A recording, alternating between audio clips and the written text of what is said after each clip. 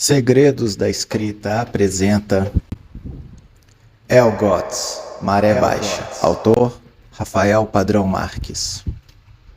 Capítulo único. Nem tudo que reluz é ouro, já diziam os sábios. Queria eu saber dessas palavras e seus significados nesta época. Também desejaria saber que nem todas as pessoas que saltam aos nossos olhos têm bom coração. Deixarei um breve relato para que os puros de coração não caiam nas armadilhas da vida. E por isso este será meu último arquivo publicado neste blog. Não me perguntem o que farei depois, pois mesmo eu não saberia o que responder. Também peço que não me julguem de forma precipitada caso alguma coisa deste relato não fizer sentido. Afinal, as memórias infantis são por vezes obscuras e esquecíveis. Tudo começou em 20 de fevereiro daquele ano fatídico. Estávamos em 2017. E eu deveria ter por volta de 8 anos. Fato é que meus pais e eu tínhamos acabado de nos mudar para uma pequena cidade litorânea lá no Brasil, uma cidade com enormes galinhas de mármore no meio das calçadas. Apesar de pacata, lembrar-me daquelas ruas causava-me um temor vindo do fundo do meu coração, e não faço qualquer esforço para lembrar o nome da cidade. A vida não poderia ser mais pacata, depois que se acostuma com as lindas praias e corais, pelo menos até a chegada de abril. Nessa época tinha amizade com os garotos da rua e costumeiramente jogávamos bola entre essas calçadas sem muitos problemas, pois a minha casa fazia a nossa rua ser sem saída e o fluxo de veículos era bem raro naquele lugar. Conhecia bem os vizinhos e nenhum deles causava qualquer problema ou confusão, mas havia alguns boatos entre nós, meninos e meninas, de que alguém na rua não gostava de crianças. Apesar das histórias desconexas sobre quem seria ou o que fazer com as crianças pegas à noite em desobediência aos pais, nenhum de nós jamais viu ou ouviu sobre qualquer um que maltratasse ou, ao menos, que parecia odiar crianças. Aquelas histórias medonhas tinham finais alternativos entre quem corria de espectros macabros ou morria sufocado. Com o tempo, meus colegas e eu esquecemos destes avisos contados nos finais de tarde por testemunhas anônimas que teriam sido subjugadas por tal pessoa frívola. Afinal, nossos vizinhos nem nos repreendiam por nossas bagunças e olha que muitas vezes nós merecíamos. O que realmente passei a notar foi uma vizinha, uma garota com seus 16 anos, pele clara, olhos castanhos, bem magra, rosto bonito e cabelos azuis. Nem curtos, nem longos. Pelo jeito que se vestia, deveria estar voltando ao colégio. Suas vestes eram botas marrons, saia verde cristal, camisa branca, um broche prateado e uma gravata verde-limão. O que me levou a percebê-la não foram os interesses típicos de adolescentes, até porque eu ainda não era um. A cor de seus cabelos que mais chamou minha atenção. Afinal, cabelos pintados em cores tão vivas não eram nada comuns naquela época, mesmo entre os adolescentes de cidades grandes. Pensei que ela devia ser nova no bairro, que se mudara há pouco, e por isto nunca tinha visto por ali. Ela passou por entre nossos jogos de bola, ignorando nossa presença, quase como um fantasma em uma caminhada ardil. Alguém de meu time chutou a bola forte demais, que foi em direção a ela. Não poderia descrever a cena seguinte, pois não vi exatos seus movimentos, mas posso contar que a garota pareceu dar um chute de artes marciais na bola, fazendo-a perder a força e pegou-a com as mãos depois de um kick. Fiquei boquiaberto, enquanto meus colegas insistiam para que eu fosse lá recuperar o objeto de nossa diversão. Hesitei. Afinal, nunca tinha conversado com garotas, pelo menos não as mais velhas. Meus amigos ainda pediam que eu fosse lá pegar a bola e, muito sem graça, fui de encontro à guria. Ela foi muito receptiva, sem dizer uma palavra. Fez algumas embaixadinhas bem difíceis e parou a bola debaixo de seus pés. Eu fiquei hipnotizado pela habilidade dela e queria saber como fazer o mesmo. O mais incrível era que ela nem usava chuteiras ou tênis, eram botas. Como podia fazer aquilo com botas? Fiquei ainda mais eufórico para saber como ela tinha aprendido a jogar tão bem, mas os gritos eufóricos de meus amigos fizeram-me segurar minhas dúvidas. Eles pediam insistentemente a bola. Um pequeno chute da garota e a bola estava sob meus pés e ela disse: "Vá, seus amigos estão esperando." "Obrigado", respondi. Caminhei para perto de meus vizinhos. Todavia, quando tentei achar a garota, ela havia sumido. Devia ter entrado em casa. Aquela que estava em frente, que ela tinha parado em frente, devia ser a dela. Voltei ao jogo sem conseguir me concentrar nas tarefas esportivas. Minha mente pairava a dúvida cruel. Como uma garota podia jogar tão bem? Achava impossível. Não por ela ser uma garota, mas sua habilidade era fora do comum. Os dias passaram e não tive sinais dela. Ela deveria estar visitando uma amiga ou namorado, só podia ser aquilo. Se fosse da vizinhança, eu deveria vê-la de novo, não? Assim o foi. E lá estava ela, em frente à casa que eu a vi pela primeira vez. Contente, fui perguntar como fazer as embaixadinhas. Ela contou da sua infância, cercada por brincadeiras de garotos, que a fez ter algum domínio de bola. Este era seu segredo, as razões por trás de sua habilidade. Conversamos mais um pouco, até que minha mãe me chamar para a escola, e obedientemente fui me arrumar, mas não antes de dizer adeus à minha nova amiga. Depois daquele dia, passei a cumprimentá-la toda vez que a via, trocávamos umas poucas palavras, e raramente a garota me dava dicas de embaixadinhas. Ela me confessou que possuía um raro álbum de figurinhas com jogadores famosos da liga. Ficando de me mostrar um dia, era nossa promessa. Meu pai percebeu meu novo hábito de sempre ir em frente à casa 301, endereço da garota, mas ele não gostou nem um pouco disto. Em pouco tempo me interpelou sobre meus assuntos naquela casa.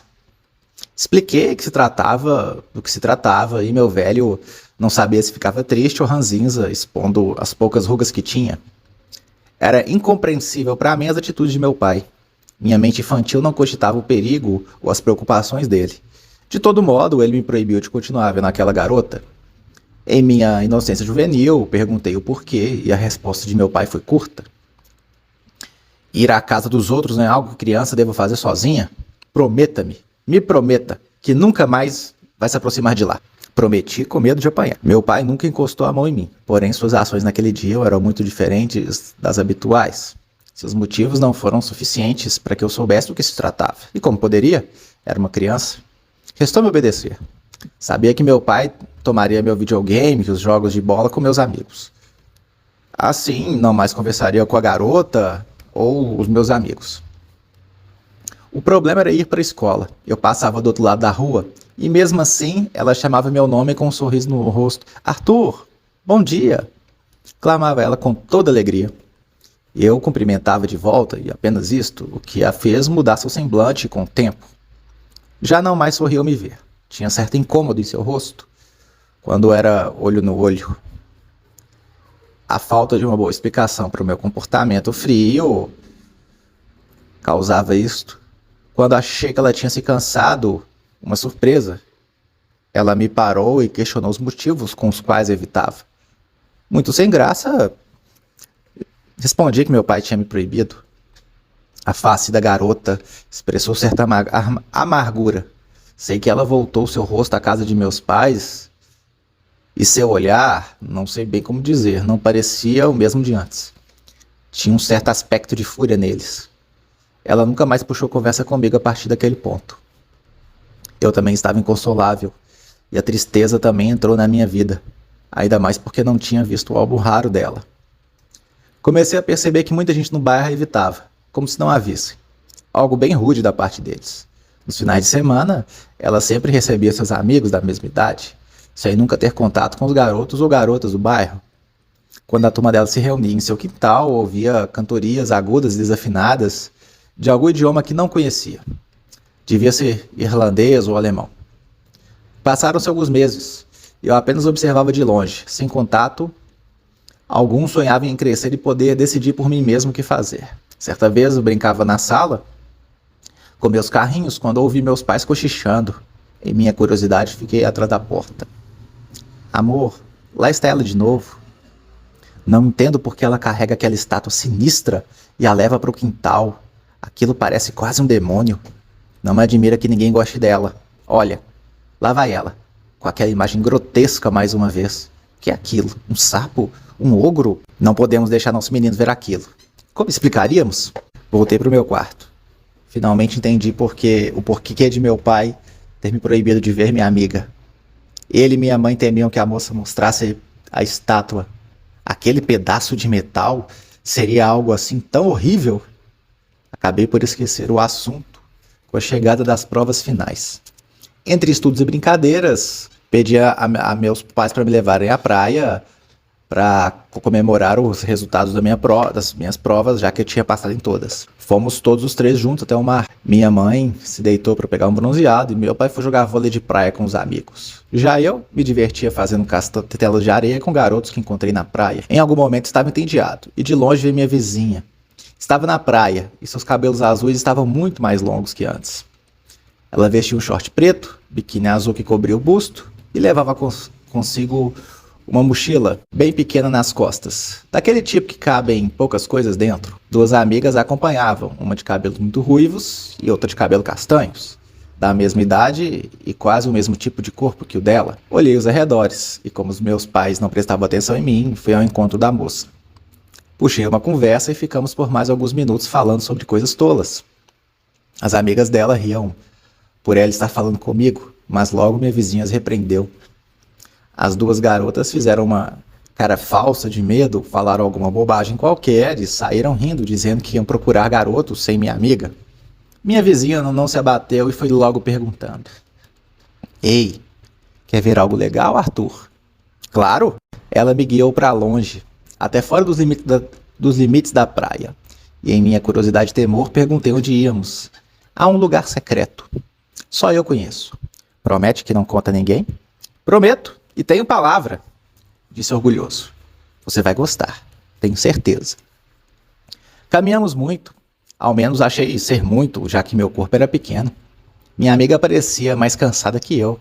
Ela transpirava bastante e parecia sem fôlego. Está tudo bem? Perguntei. Tudo. Não se preocupe comigo. É a brisa do mar. Ela me deixa meio desconfortável. Está tudo bem. Sempre acontece. Ela suava muito e me dizia para continuarmos, pois estávamos quase num lugar mais mágico que ela conhecia. Mais alguns minutos andando e chegamos a uma caverna no pé de um pequeno monte rochoso. A adolescente tirou uma lanterna da sua mochila e mandou que a seguisse. Vem, Arthur, não tenha medo. Eu vou estar com você por todo o caminho, prometo. Aqui, pegue minha mão.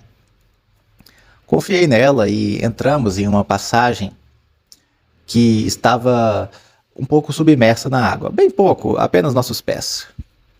Se a praia era bem quente, a caverna era um lugar frio e bem úmido. Notei que a mão da minha amiga suspirava e parecia bem fria. Acho que ela não devia estar tão bem. Mas já que disse que não precisava me preocupar, logo me esqueci de qualquer preocupação. Andamos por um tempo e percebi que a caverna se alargava. As estalactites e estalagmites foram preenchendo uma a uma aquela caverna como se fossem os dentes de uma fera encravados na rocha. O escuro, as formas afiadas das rochas, o som de água caindo do teto e o frio tornavam aquele lugar muito assustador. Ao menos para uma pessoa com menos de uma década de idade, o era. As lágrimas queriam cair de meus olhos e eu assegurava para não fazer papel tão humilhante frente à minha vizinha. Não sei se foi minha imaginação, completamente influenciada pelo medo, porém juro por tudo que é mais sagrado que eu vi um coachar naquela caverna. Não seria possível, não teria como ser, não poderia ter um sapo ali, não perto da água salgada. Mesmo eu sabia que sapos morrem quando se joga sal neles. No mar virariam cadáveres flutuantes a serem devorados por pequenas bocas de peixes ainda menores que eles. Chamei minha amiga, com voz trêmula, perguntando se ela também tinha ouvido um sapo, mas ela não respondeu. Tentei ignorar meu medo e tomar o máximo de coragem que tinha. Afinal, não estava sozinho. E minha amiga nunca me levaria para um lugar perigoso, isso aí era certeza. Acabei por duvidar destes pensamentos, logo que percebi que a água estava em meus calcanhares. e subindo. A maré subia, e se não saíssemos rápido, nós podíamos não mais voltar. Eu, pelo menos, não sairia dali, vez que não sabia nadar. Tentei chamar mais uma vez a minha amiga. Lembro de que minha voz quase não saía de tão trêmulos que meus lábios estavam. Ei, vamos embora. A água está subindo. A garota me olhou de volta. Seus olhos tão castanhos tinham uma coloração diferente, a qual não pude definir com precisão. Talvez um vermelho, sem certezas, já que ela mal olhou em minha direção. Seus lábios mexeram e ela disse algo o qual nunca conseguiria me lembrar. Devia ser uma coisa muito assustadora para fugir de minha memória deste jeito, ou talvez ela disse algo para me acalmar, uma vez que eu ainda seguia. Possivelmente ela teria dito, tudo bem, estamos perto. Ainda assim sei que teve o efeito contrário, pois a voz dela estava diferente, mais potente que de costume. As memórias após aquele momento me são falhas. Posso dizer com clareza que nem me lembro o nome da minha vizinha, apesar que sempre falava seu nome quando me dirigia a ela. Passei a chamá-la de Aina, mais por conveniência que por motivo diverso, porque tal nome não me remete lembrança alguma, que não do vazio da alma. A água da caverna subia e começava a cobrir minhas canelas. O medo me preenchia de novo. Pensei em parar e voltar, mas esqueci-me de falar qualquer coisa que me viesse à cabeça. Pois quando meu pé tocou, algo na água senti uma coisa extremamente viscosa. Um arrepio desceu de minha cabeça até as pontas de meus pés e de volta de meus pés à cabeça. A coisa que pisoteei se esvaziava, quase como um balão quando fica murcho. Estava viva, estava viva. Eu sabia que estava e era nojento. Senti-me amaldiçoado por ter ferido aquela coisa. Quase senti a vida deixar-lhe. Tudo isto sob meus pés. O pior de tudo foi o estridente coachar retumbante pela caverna, quando a coisa em meu pé se remexia. Teria eu pisado num sapo? Ali dentro? Um sapo debaixo d'água? Numa água tão salgada? Dei um grito de extremo pavor e chorei descontrolado. Achei que a garota de cabelo azul se compadeceria de mim, como as pessoas costumavam fazer quando minhas lágrimas corriam. Mas ela se manteve parada, de costas para mim. Acho que deu um leve sorriso, ou nem virou de volta.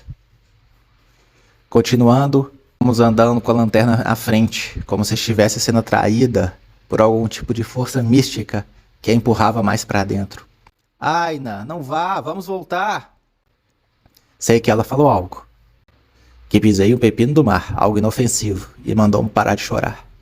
Continuei a derramar lágrimas, pelo modo que ela falou comigo. Sua voz já não era a mesma que eu conhecia.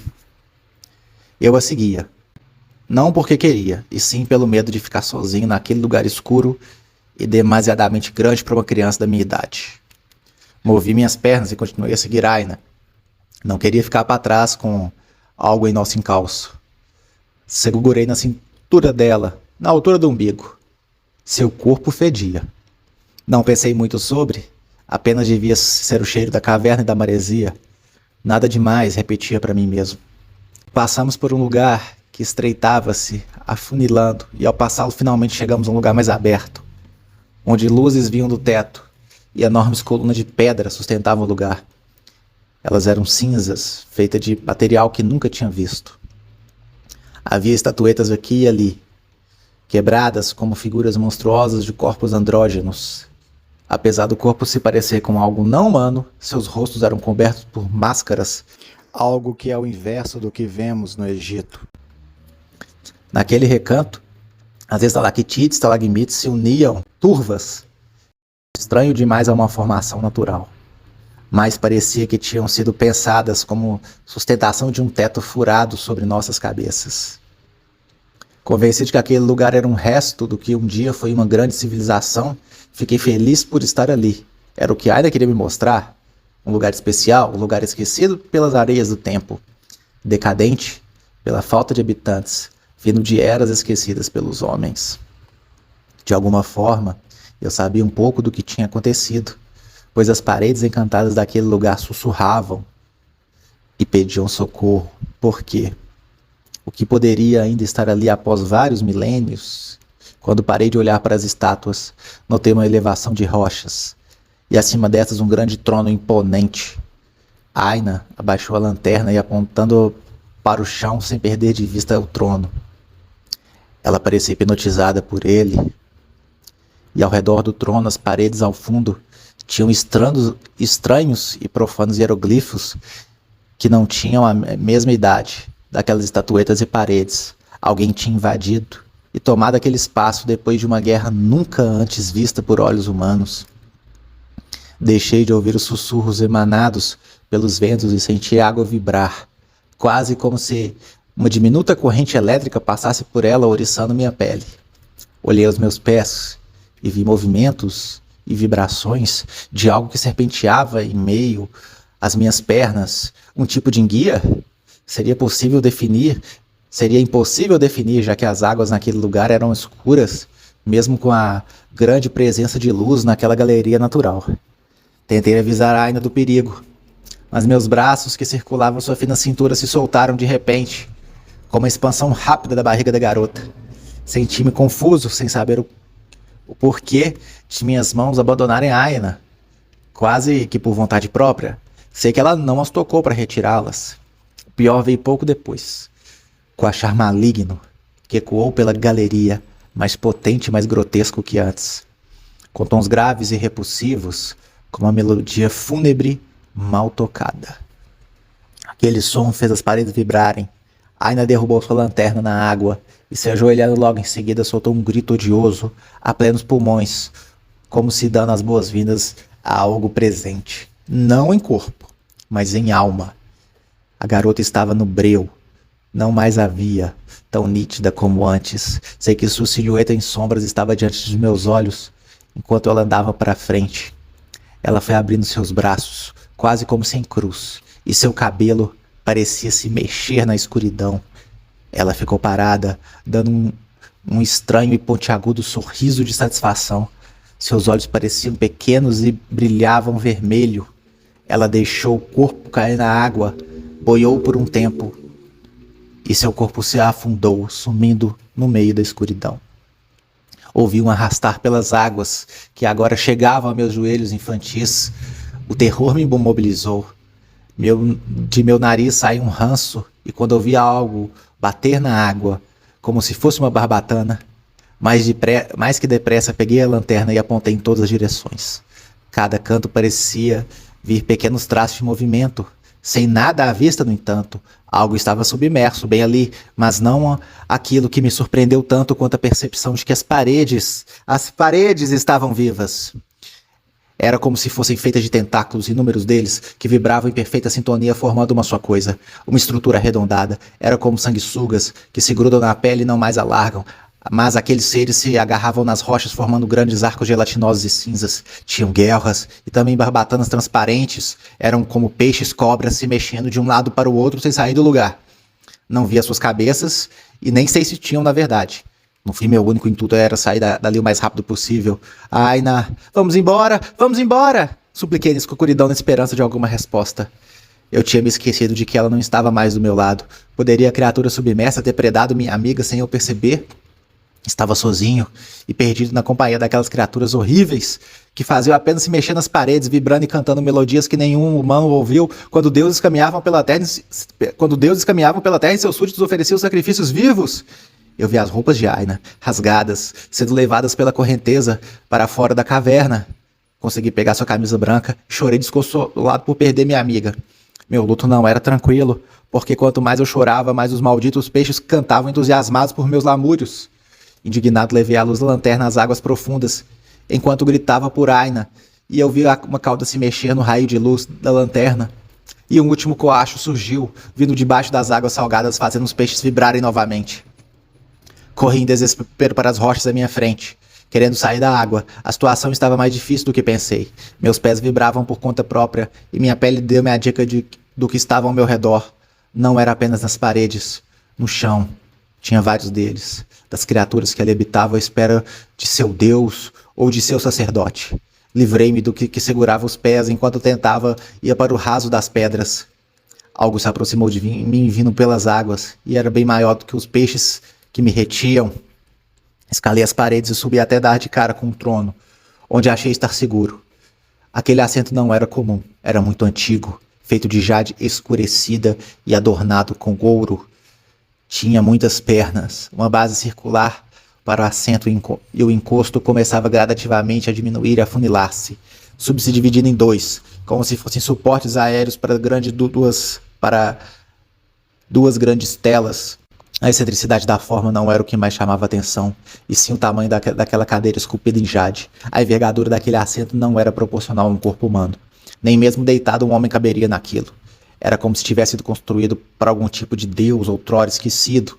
Queria eu continuar a admirar o mais espetacular Selim, como se meus olhos estivessem se tornados escravos daquela perdida arquitetura milenar. Contudo, algo se moveu atrás do trono, algo que eu ainda não tinha notado, e quebrou o feitiço lançado em minhas retinas. Lancei o raio da lanterna para as brechas do encosto, e nada mais se fazia presente atrás daquele símbolo de poder. Algo se esgueirava pelo chão, respirando e rosnando, ameaçadoramente. Eu não via direito, pois aquela pele era escura e confundia minha vista entre a escuridão da caverna e as fracas luzes do teto. Mas eu vi a mochila. A pequena mochila que Aina carregava estava bem ali, presa na barbatana dorsal da criatura, que tentava se ocultar na escuridão. Aquela criatura parecia meio peixe, meio outra coisa. Não poderia ser Aina. Não poderia ser ao menos humana. Apesar disto, arrepios me vinham ao pensar que aquilo pegou Aina e estava me circulando, como se à espera do momento certo para dar o bote. Eu podia ver seus olhos enegrecidos, muito fundos em seu crânio e pupilas muito brancas e brilhantes. Seu corpo rastejante parecia feminino, e sua pele era tão azul como as fossas oceânicas da Mariana. Escamas haviam por todos os seus lados do seu corpo, na cabeça, e de sua cabeça saíam tentáculos, ao invés de cabelos. Suas orelhas eram parecidas com nadadeiras de peixe, e sua língua excessivamente grande era como de um anfíbio, seus dentes afiados como de piranhas, enquanto coachava, sua barriga inchava e desinchava naquele som infernal. Ela tinha guelra perto das axilas, seus mamilos tinham formato redondo sem bicos. Nas costas, haviam barbatanas dorsais de tamanhos diferentes e uma cauda alongada, com duas pontas flexíveis. Toda a parte de baixo da criatura, entre a boca e a cauda, era branca, como a parte de baixo de um tubarão. Seus braços se assemelhavam aos humanos e as garras nas mãos pareciam metálicas e reluzentes. A criatura usava pulseiras de prata nos pulsos, colares de pérolas no pescoço e um grande anel de ouro na barbatana caudal. A coisa se movia como um animal, rosnando, coachando, mas o modo que usava aqueles apetrechos era quase humano. Seu rosto em si era semelhante a uma pessoa, salvo pelas partes medonhas que estavam mais para peixe do que para qualquer outra coisa. Ela se ergueu, mostrando sua imponência, elevou seus cabelos e levantou sua mão, com suas garras apontadas para mim. Eu me abaixei pronto para correr, mesmo sem saber para onde. Então ela se deteve. Lembrei que Aina tinha se ajoelhado antes de entrar na galeria. Talvez a criatura não atacasse quem se prostrasse diante dela. A posição em que estava, parecida com alguém se ajoelhando, e por isso continuei a me ajoelhar. Não mais me parecia hostil, e quase como ignorando, tirou de trás do trono uma coroa de prata e um cinto cheio de algas e caramujos. Ela colocou em sua cabeça, sentando-se garbosamente no trono que lhe cabia perfeitamente ao acomodar sua cauda. Foi só aquele momento que percebi o tamanho daquela criatura. Achei que ela tinha o tamanho de uma mulher quando se aproximou de mim, mas não. Ela estava longe e por isso pareceu ter um tamanho normal. Seu tamanho se igualava à sua aparência degenerada e grotesca. Era grande, era muito grande. Ela pegou a pequena mochila de Aina, retirando de dentro uma estatueta de bronze descascada, revelando um ser gordo, cheio de verrugas, com asas de morcego e orelhas de morcego. A base da estátua era um polígono.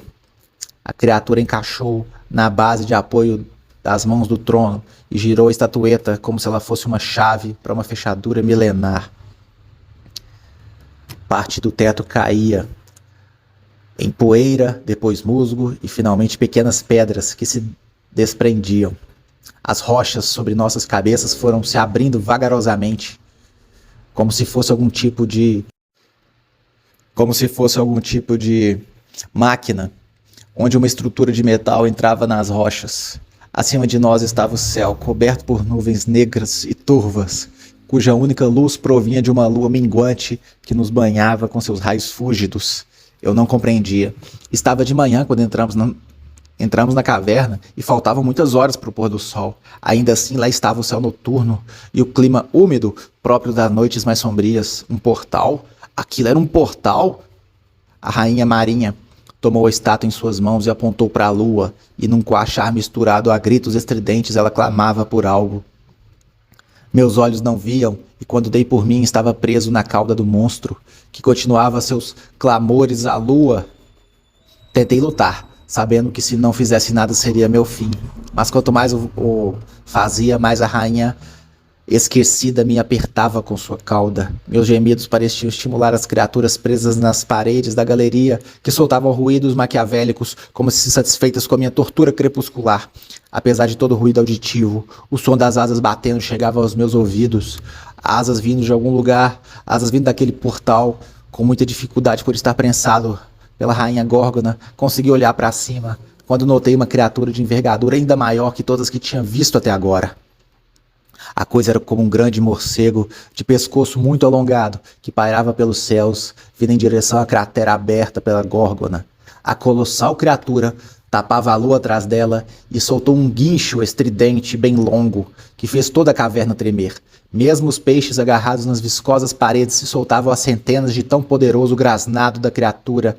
Aquilo devia ser um dos seres ancestrais, poderosos em seus impérios, cruéis e sanguinários em suas ações, temidos como os deuses malignos que um dia andavam livres pela terra.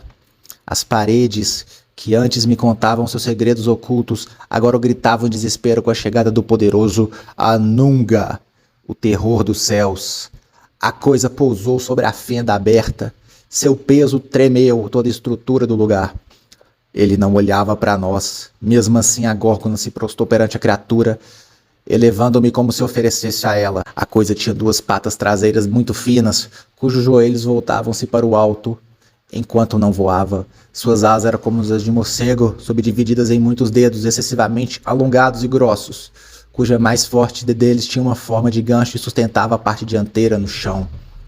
Seu corpo era tubular, muito maleável. Parecia que podia se mexer para qualquer ângulo que quisesse. Ela era cheia de orifícios que não sabia se entravam, se tratavam de sair.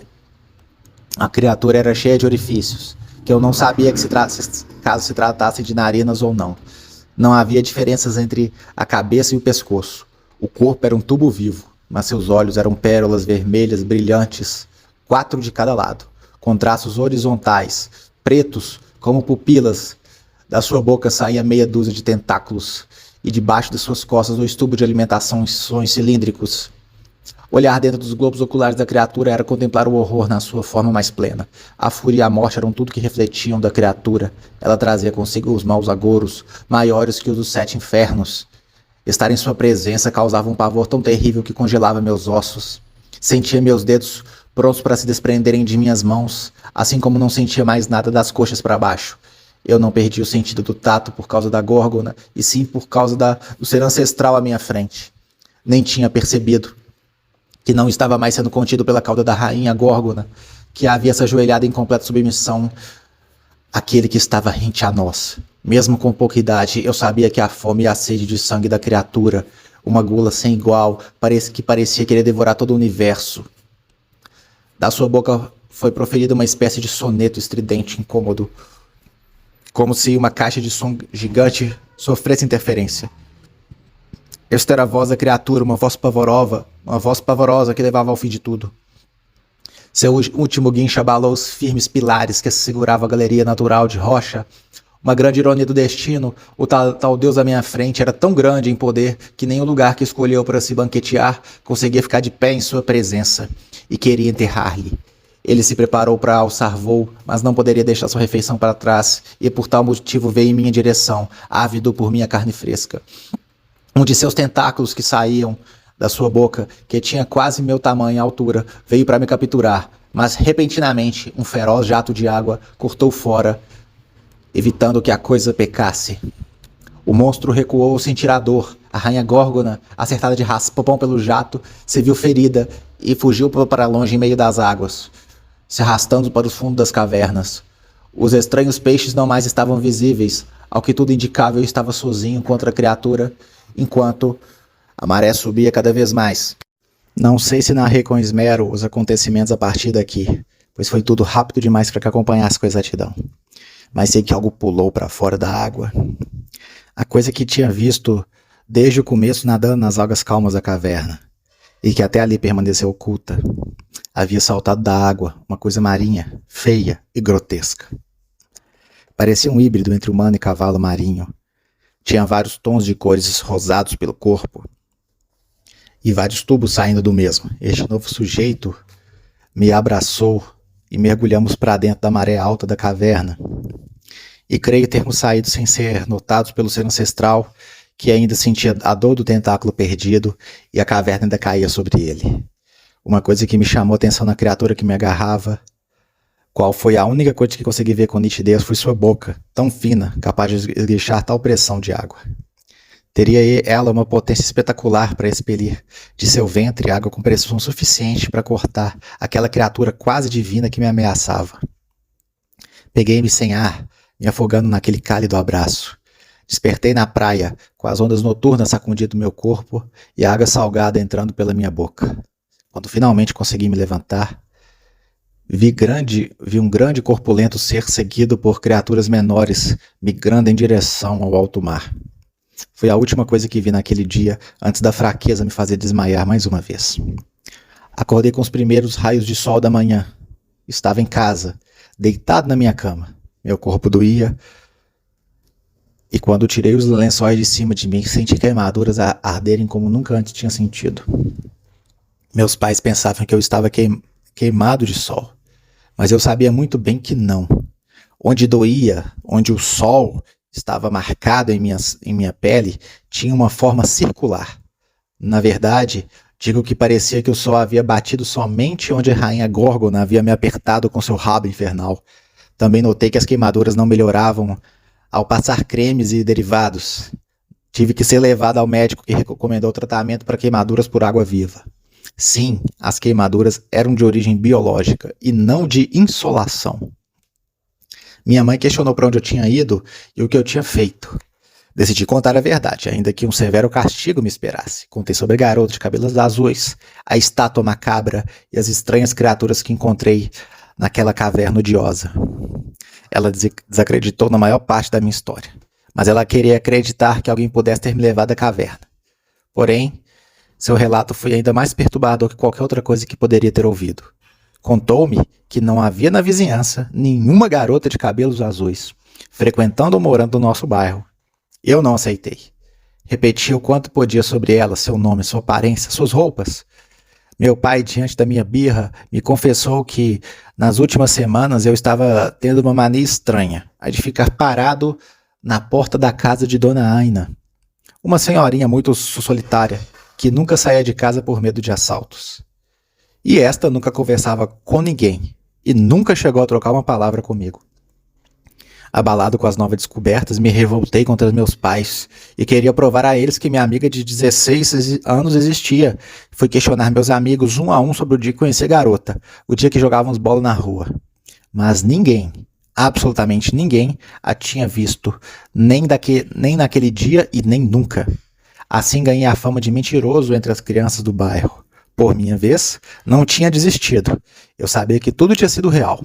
Então quis mostrar a meus pais a caverna, o estranho e profano lugar onde um deus esquecido devia estar dormindo. Meu pai jamais me levou àquela praia de novo e por isso tive de esperar até minha adolescência, quando eles não mais se preocupassem tanto comigo para voltar ao lugar de outrora. Não tenho certeza de como sabia sobre as criaturas na caverna, mas digo que tive um sonho sobre um livro antigo de capa dura com o símbolo de uma grande árvore sobre a terra.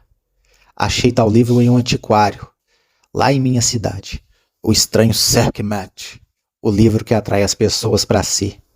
Nesse livro, tinha escrito as terríveis criaturas vindas de universos paralelos, os seres ancestrais, nascidos antes dos tempos e divinizados por seres igualmente malignos menos poderosos, Eu li sobre o terrível Anunga, filho da rainha das trevas, senhor dos céus, besta da fartura e podridão.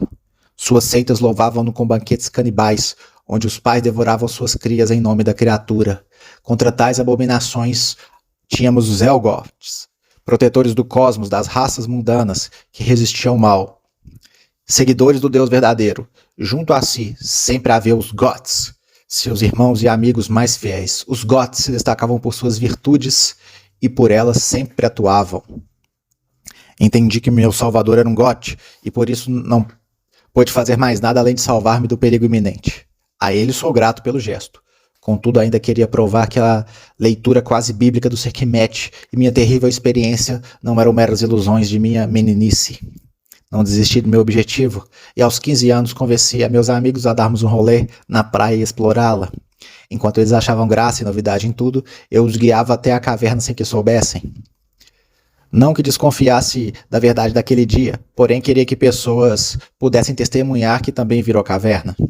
Não precisaríamos entrar, apenas dar uma olhada nela, de longe. Chegamos em Costa Rochosa, a qual tinha ido quando criança. Meus amigos estavam agitados e alegres em explorar a praia. Diziam eles que era um bom lugar para levar umas gatinhas. Eu não prestei muita atenção nas palavras deles, pois onde ficava a caverna, bem no nível do mar, onde se encontrava a encosta, tinha tido um deslizamento e não havia mais caverna, nem costa. Só um monte de pedra sobre pedra. O mundo desabou sobre mim mais uma vez. O cabo Magnor negava minhas memórias, minhas vivências e a verdade que tinha guardado comigo desde a infância. A noite caiu. Meus colegas festejavam ao redor de uma fogueira e eu fiquei longe deles, ao lado da encosta, em lamúrio profundo. Estava com meu celular terminando de escrever para o meu blog, As Estranhas Aventuras de Arthur Arruda. E bem, quando terminava de escrever essas últimas linhas, notei algo se mexendo no oceano e timidamente chegando mais perto de mim. Estou sorrindo com grande satisfação, ainda que não haja ninguém por perto para testemunhar isso. Não posso conter minha felicidade em saber que o desconhecido se aproximava de mim novamente. Eu não sou mentiroso como todos diziam, e isto já me era suficiente. O temor está tomando conta de mim. Me sinto atraído ao mar profundo, como por um belo cântico, que não entra pelos ouvidos, mas vai direto para a mente. Eu quero ir até a coisa que nada graciosamente nas marés baixas da noite. Quem estará nessas águas? A enorme górgona que me iludiu fingindo ser uma garota chamada Aina? Ou seria mais uma vez meu salvador anônimo que me tirou do perigo? Quem sabe ele ainda esteja naquela caverna profunda, esperando para salvar a próxima alma que caia naquele lugar, que parece talvez estar fora do tempo e do espaço? Apesar de intensos avisos sobre um perigo, eu ainda desejo saber se era tudo real ou ilusão. Caso não volte, deixe um abraço carinhoso como sempre. Já sinto as ondas do mar sacudindo meus pés. Fim do conto.